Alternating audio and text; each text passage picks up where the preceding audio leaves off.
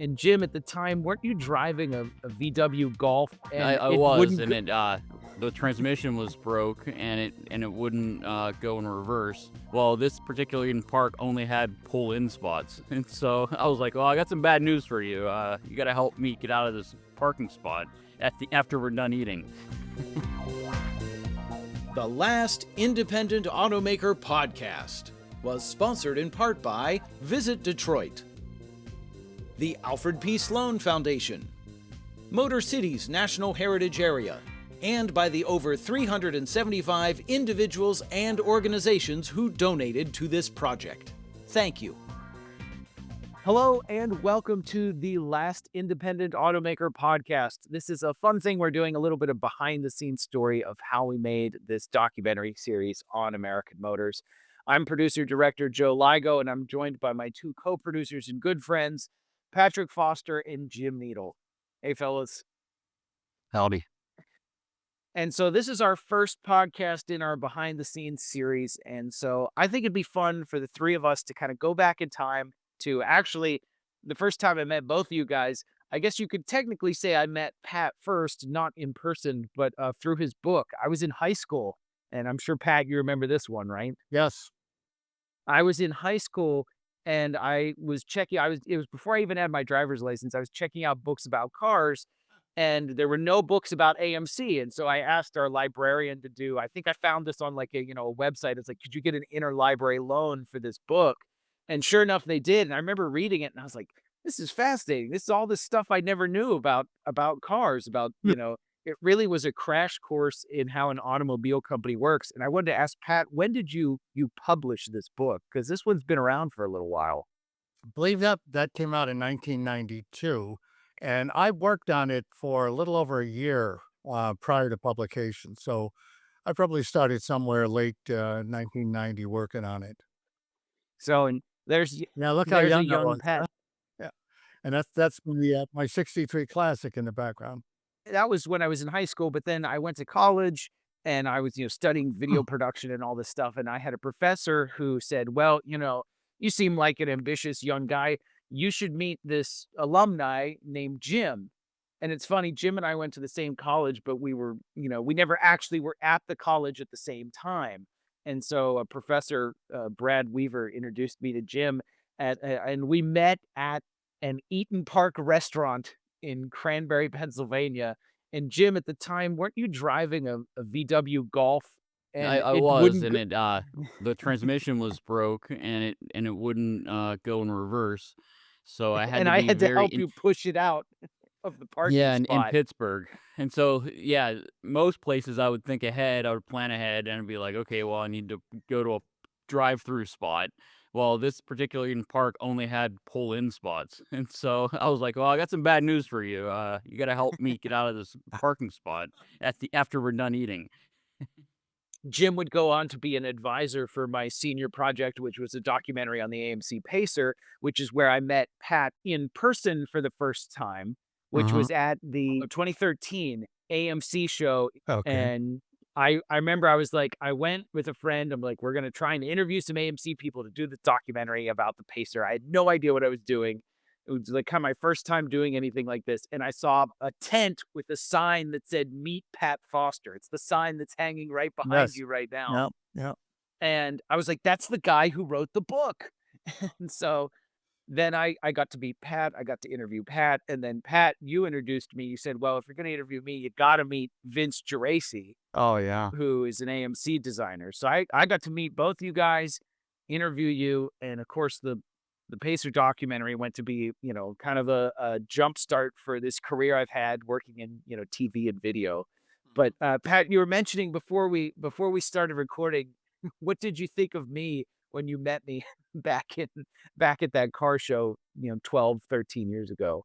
Well, I was a little leery. I mean, you seem very sincere, but, uh I've been approached by a great many people over the years with all kinds of project ideas, and so I've gotten, a little bit wary about them. But, like I said, you seem sincere. Vince Geraci and I talked about you quite a while after you left, like, "Yeah, this guy really seems like he wants to do something. Maybe he actually will, do a film on it." So I'm glad, I'm glad you did, and I'm glad we kept in touch.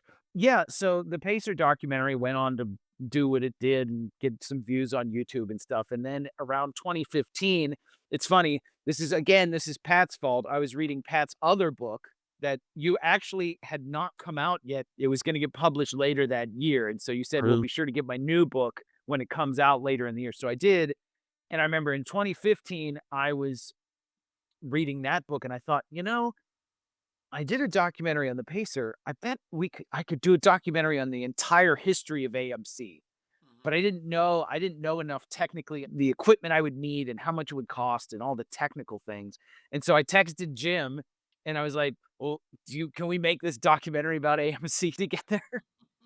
And Jim was crazy enough to say yes. And then actually I remember emailing you, Pat, and driving up to Connecticut to visit a friend and at the same time stopping to see you and trying to convince you to come on board with this documentary because for the Pacer documentary all I did was interview you, but here I was asking you to be a part of the Be a project. part of it. And it took a little bit of effort to win you over. I think you, like you said, for good reason. You've had people over the years approach you with all kinds of schemes and ideas. Oh, I had one, filmmaker who, um, got all my contacts and then never actually did anything with him, but, he talked a big game, and after that, it kinda left a sour taste in my mouth, so I was a little, reluctant, but again, you seem very sincere, and I really believe that you had the ability to do it and the stamina, which, a lot of people forget you need to have stamina in this business.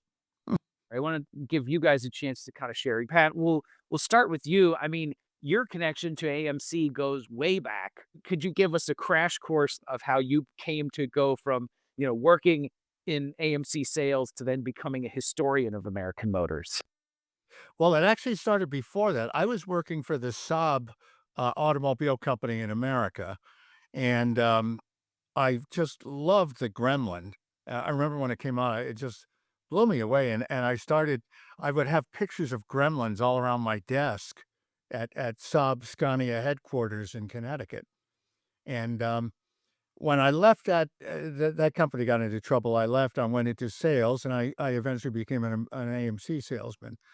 And, I wrote to American Motors a few times, and I wrote to Dick Teague and told him how he should style cars. I figured he would want my expertise. And I just wrote public relations about I think I wanted I wanted to get a book, their AMC Family album. And the guy who sent it to me was John Condy, who was assistant director of public relations at AMC. And he put a note in there saying, I also sell AMC literature as a sideline.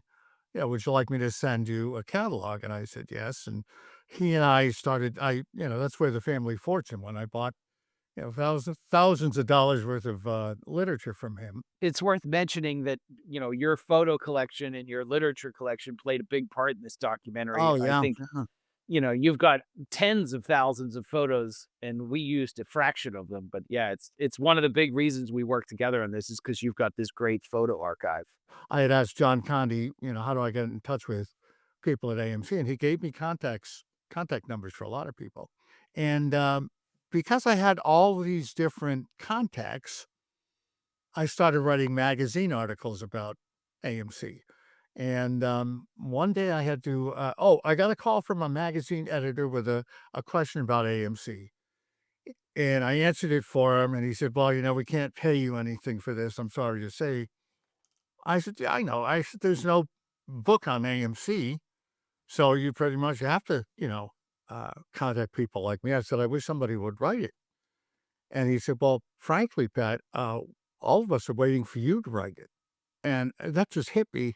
I said goodbye, and I was like, "He's right. I should write it." And I started writing my first book the next day.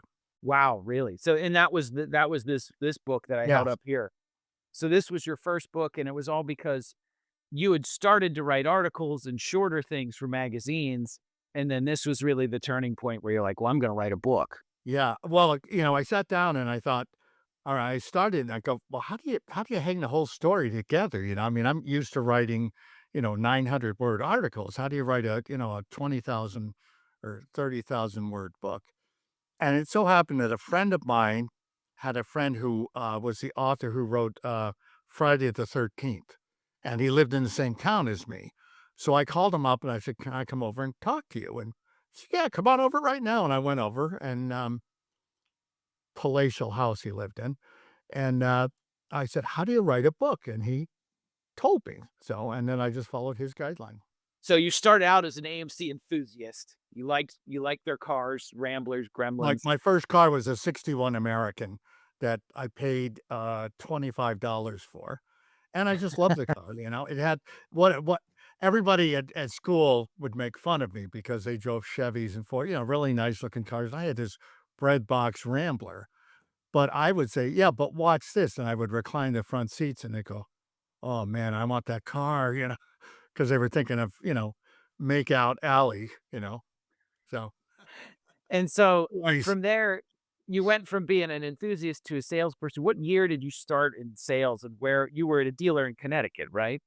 Yeah, I got a job, at an Oldsmobile dealership that was right near my house, and I was doing really good. I was, I think I was salesman of the month, like the second month I was there and everything. But after a year, I saw an ad for the AMC dealer in a nearby town looking for a salesman. So I applied, I was given the job. He was very impressed that somebody would leave an Oldsmobile dealership to go sell AMC because Oldsmobile was like the hottest car in the market in that time.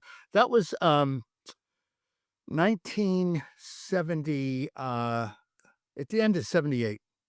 Because I remember when I Okay. started at the AMC dealership, they were all out of the 78 Concords, even though it was probably like, late August or September, and they had just had the first Spirits were coming in. Some of your stories from the dealership make it into the documentary. You talk about, selling Jeeps and how, how people would come in and pay cash for Wagoneers and, Yeah, you yeah, said you had a guy win the lottery and buy a CJ like the same yeah. day.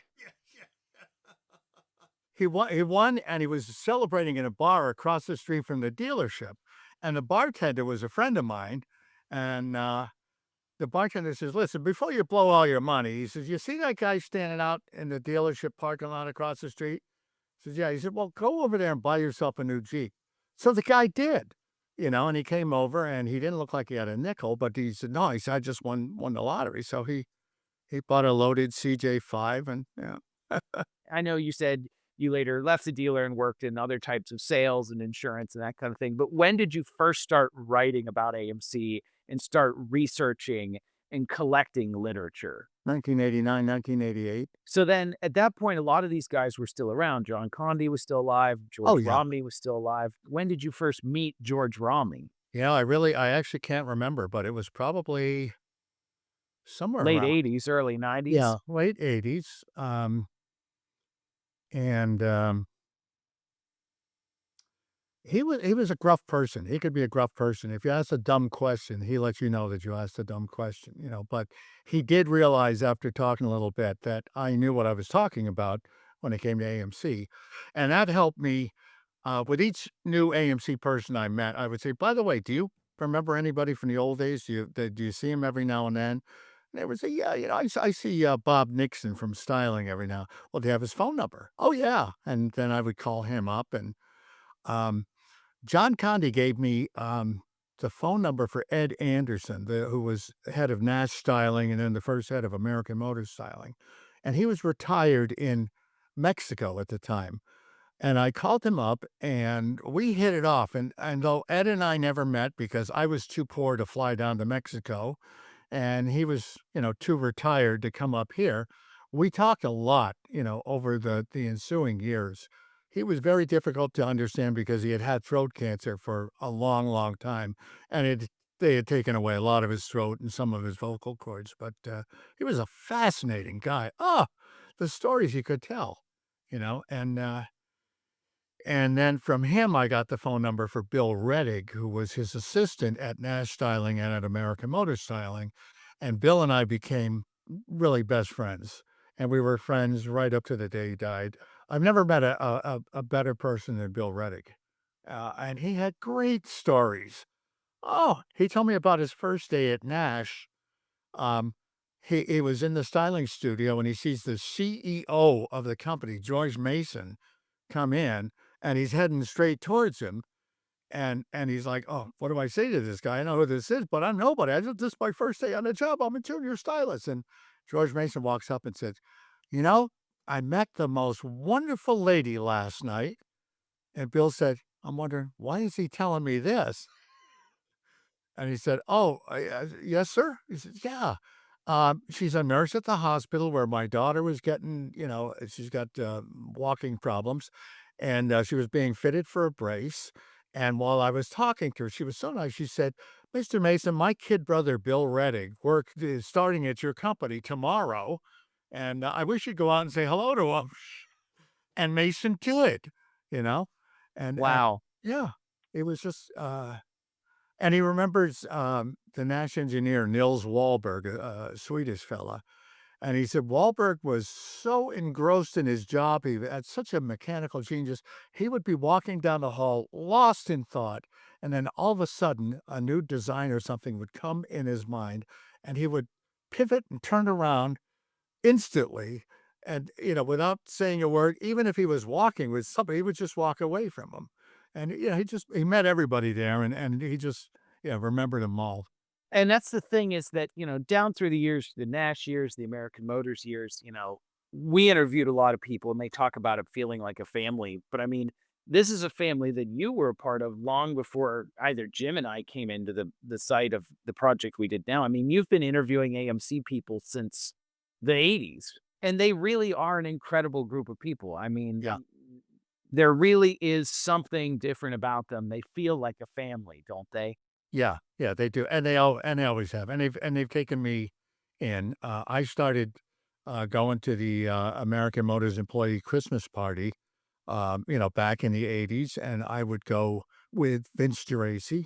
Vince would make sure I got something to eat and something to drink, and then he would call people over and introduce me, and we'd talk and everything, so, and it was fun.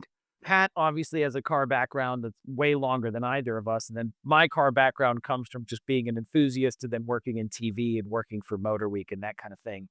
But, Jim, as we mentioned, you have a better car now than your VW Golf with no reverse. Your car will go backward now. Yeah, Uh, it does that at least. but you weren't a car nut and you're still not a car nut. And when despite Pat and my best efforts to indoctrinate you, there was something else that brought you to this project. Yeah, the initial thing was that you set the stage by saying that if this project isn't done, if we don't capture the stories, the people stories, the history of American Motors, that nobody else will. And that line enough, it kind of captivated me to be, to really just to grab my attention and bring me on board. And I mean, that turned out to be true. Like with the number of people that we lost during the production, and the fact that really in this 10-year period, as far as I could tell, nobody else has taken this similar project on. So that means nobody else would have done it. And those stories, we interviewed Vince, 4 hours of interviews at least with Vince, maybe up to six. I'm not sure of just his history, of his perspective of America, of American Motors, of design, and those are all things that may not have even existed if we weren't able to have access to Vince, to have the technology to be able to preserve it, and just getting to meet all these different people was a lot of fun. But yeah, you hooked me like just with like if we don't do it, it's gonna be lost. Yeah. Yeah. Yeah, and I mean, that was our priority before we knew where it was gonna go, how long it was gonna be, what TV, whether we do PBS or Netflix or whatever. My number one priority is said we gotta get these interviews shot while these people are still with us. Yes. Yeah. And I mean, it's heartbreaking to think that at last count, it was, I think, 7 or 8 people we've interviewed have since passed away. And, we've had family members reach out to us and say, one family friend even asked for a copy of the full interview of their friend who'd passed away. And they said, well, we want to give it to his son so that he can have this memory of his dad, and I consider it such a blessing to be able to do that um, to be able to save these people's stories. It's really cool. And I've seen comments on YouTube from people of, oh, that's my neighbor, that's my dad, oh, so good to see my Yeah. dad on TV or that kind of thing. And yeah, I think the story is what makes this. I mean, yeah, we all love cars. Pat and I could talk about cars all day, but it's really the people, it's really the story that that hooks you, right? Oh, yeah. Yeah. Yeah. They've got some fascinating stories there. And they all have different perspectives on the same subject matter. So one person will experience X in one way, another person will experience it a different way, and it's really important to evaluate uh, the truth of that to understand that people experience life in different ways and kind of see things in different ways, and to kind of just say, "Oh, okay, like it's kind of how we all get along, is that understanding." And so I think and understanding that through history, is very important Right. to know that there's more than one side to kind of every story. I think the best example of that is you ask people about Renault, the AMC Renault Yummy. merger, and you will get a wide swath of opinions. Some people were like, "Oh, the French were great. It was so much fun. We got to go to Europe and work on these designs, and their engineers did this, and our engineers did that." And then you ask other people, and they're like, "Oh, the French were miserable. They were pretentious. They were rude. They were mean. We didn't get along. Their ideas were stupid, and their cars were terrible." And so depending on who you ask, there's, the story can be radically different. Yeah, I'll tell you though, when the alliances started showing up in our dealership, I was very impressed with the quality. I mean, it was so much better than what AMC had been building. The welds, the door fits, the paint, everything was. And then I went to an introduction where AMC had a Toyota, a Nissan, a Volkswagen, and an Alliance, and they said, just go in there and just tell us which one you think is the nicest car. The Alliance just sparkled compared to those others. It was really a quality built car. But before I forget again, I want to tell you a story. Just talk about Jim with his car that wouldn't go into reverse. Back in, I believe it was 1982, American Motors had this sales program called the Old Car Retirement Plan. And the way it worked is you would get $500 to $800 trade-in value for your car, regardless of what it was really worth. Well, one lady had, I don't remember what sort of a car it was, probably a Volkswagen. It was tired. It was worn out and it was juddering and shuddering and everything. And I said, all right, well, I said, just back it up to the showroom window there. We had already made the deal, that's right, and she backed it up to the showroom window, and just before she got there, you heard this clunk, and the car died, and this flood of transmission fluid came pouring out from underneath, and she said, "It won't go any further." I said, "Yeah, I didn't think it would." I said, "Well, it's a good thing you traded it in, isn't it?" And she got $800 for this car that was. I mean, it was one of those things in the car business when people would say, "What is my car worth?" If it was a real junk, we'd say, "Well, how much does it weigh?" Because scrap metal goes for $10 a ton now. We took in rust buckets, we took in things with bad engines, and we sold a lot of cars. It cleared the lot. Before we wrap things up, there's two more stories I want to do. First, do you guys remember? Jim and I joke about this all the time. Do you guys remember when we first signed our first business agreement we were going to do this documentary together? We went to a restaurant in Detroit. It was during that spring of 2017 when we were at Yeah. Vince's. The three of us went out to dinner and we took a napkin and signed we signed a business agreement of what we were going to do. And Pat, do you remember the restaurant we were at? No, no. Okay. Jim and I remember, we joke about this all the time. Jim, what was it? Oh, Cheddar Scratch Kitchen. Which is like Wow. a Cheddar Scratch Kitchen. It's like an Olive Garden. It's like a chain restaurant that's everywhere. And the funny thing is, I had never been to a Cheddar's before. I don't know if Jim Yeah, had. I've never And been to now one. Let's go in. No. every time I see one, I think of us and I think of us signing that napkin. I still have the like dirty napkin with our names on it Mhm. for our business agreement. Now, later on, we did form an actual LLC and like do Yeah. actual legal paperwork. But it's funny. I was at Jim's a couple weeks ago and we were watching NASCAR and they cut to the in-camera car, where it's Yeah. and the car just happened to be the Cheddar's Scratch Kitchen car, and it's like, "Hey, it's us." So I Right. don't remember that at all, but yeah.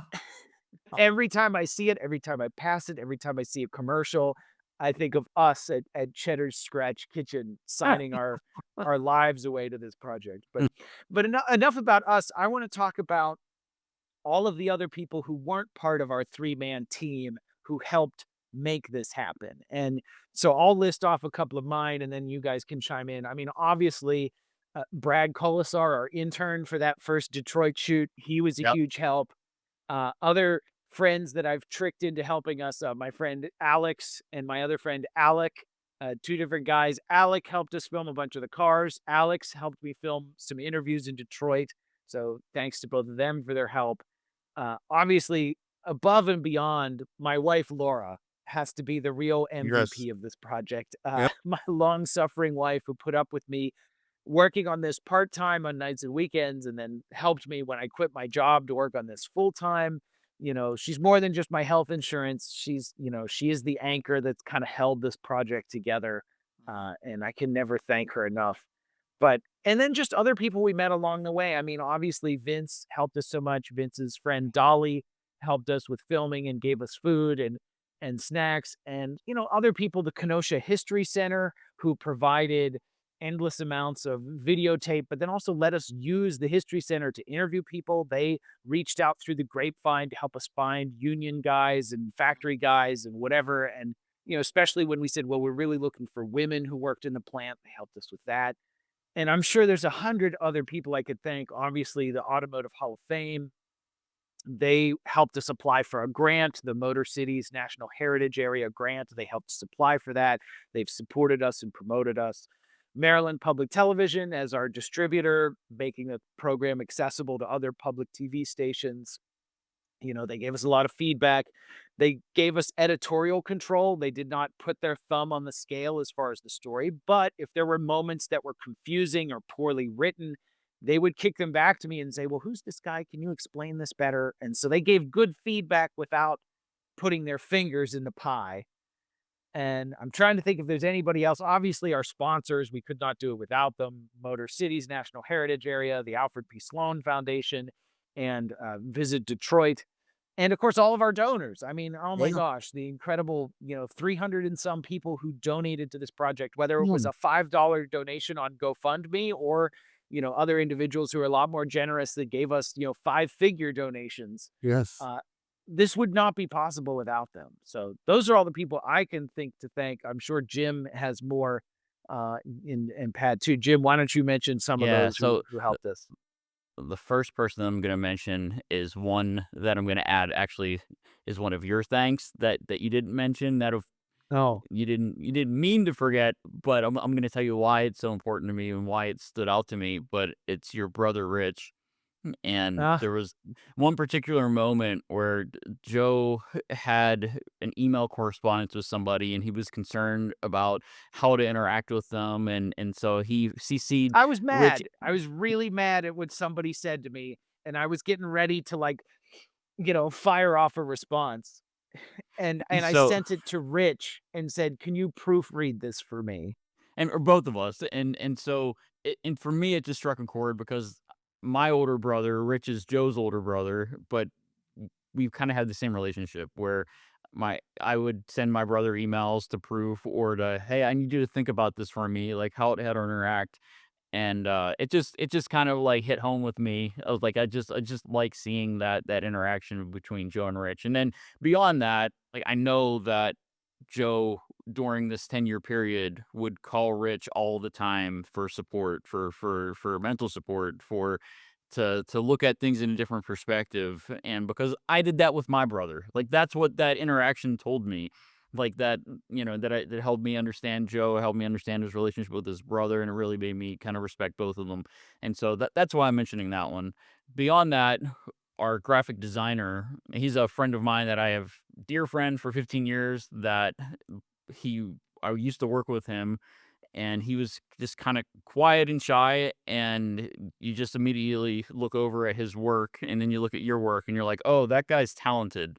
And so I don't know Yes. what the moment was, but it was just kinda like I it's just so bizarre, like, I talk to him every single day, there's work every single day that we have. There's, comedy every single day. Like, we'll have a work thread, and then we'll have a comedy thread or a life thread where we'll just kinda have these 2 balances, and so he's just a very important, person to this project for how much he helped us and in my life. I mean, he's done so much to help me in my career, and I've always tried to pay that back. But like I don't, we couldn't have done it without him either. Like he really Yeah. there's spots in the documentary that maybe we didn't have photos for or video for, and Right. he was able to conceptualize with Joe how to make that work. And we're very Yeah. grateful that he was wanted to be part of this, and he really helped us a ton. Joe was a little nervous on how to work with Adam and how to work with a motion graphics designer, but within a month, like Joe was really able to communicate exactly what he wanted, and just seeing that growth in Joe too, because like he would talk to me, he's like, "Oh, I don't really know how to do that," and he's like, "Well, now you do," like it's just one of those growth points that I continuously saw throughout this 10 years that just like really like made me proud of you and to work with you and to see Oh. that growth. Well, thank you so much. And yeah, Adam, Jim described him as, any project you work on, as soon as you bring in Adam, then it looks professional. And he's like, it's this weird, like light switch kind of thing. It's like you can make the best thing in the world, and then you get Adam to make a 5-second animation for it, and then it looks better.